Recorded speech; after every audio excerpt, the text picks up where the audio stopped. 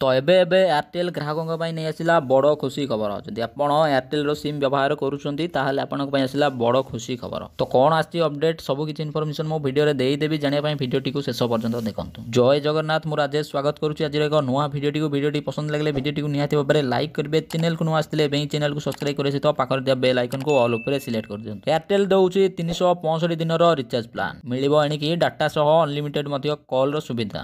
ବର୍ଷେ ଯାଏ ସିମ୍ ରହିବ ଆକ୍ଟିଭ୍। ରିଚାର୍ଜ ମାମଲାରେ ଏମିତି ଗ୍ରାହକ ଅଛନ୍ତି ଯେଉଁମାନେ କମ୍ ଟଙ୍କାରେ ଅଧିକ ଦିନ ସିମ୍କୁ ଆକ୍ଟିଭ୍ ରଖିବାର ଯୋଜନା ମଧ୍ୟ କରିଥାନ୍ତି ଏବଂ ଗୋଟିଏ ରିଚାର୍ଜରେ ପୁରା ବର୍ଷ ଟେନସନ୍ ଫ୍ରି ହେବାକୁ ମଧ୍ୟ ଚାହାନ୍ତି। ଏବେ ଏଥିସହିତ ଏୟାରଟେଲ ନେଇ ଆସିଛି ଏକ ନୂଆ ପ୍ରିପେଡ୍ ରିଚାର୍ଜ ପ୍ଲାନ୍, ଯାହାଦ୍ୱାରା ସିମ୍ କାର୍ଡ ବର୍ଷ ସାରା ଆକ୍ଟିଭ୍ ମଧ୍ୟ ରହିପାରିବ।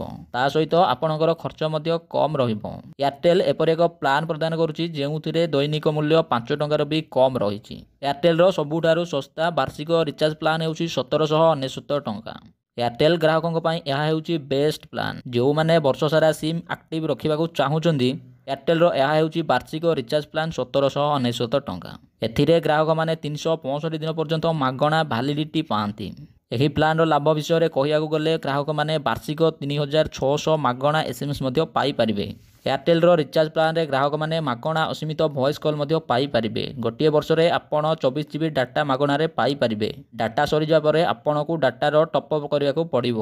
ଏୟାରଟେଲର 1799 ଟଙ୍କା ଯୋଜନାରେ ଗ୍ରାହକମାନେ ମାଗଣା ହେଲୋ ଟ୍ୟୁନ୍ ଇତ୍ୟାଦିର ସବସ୍କ୍ରିପସନ୍ ମଧ୍ୟ ମାଗଣାରେ ପାଇପାରିବେ।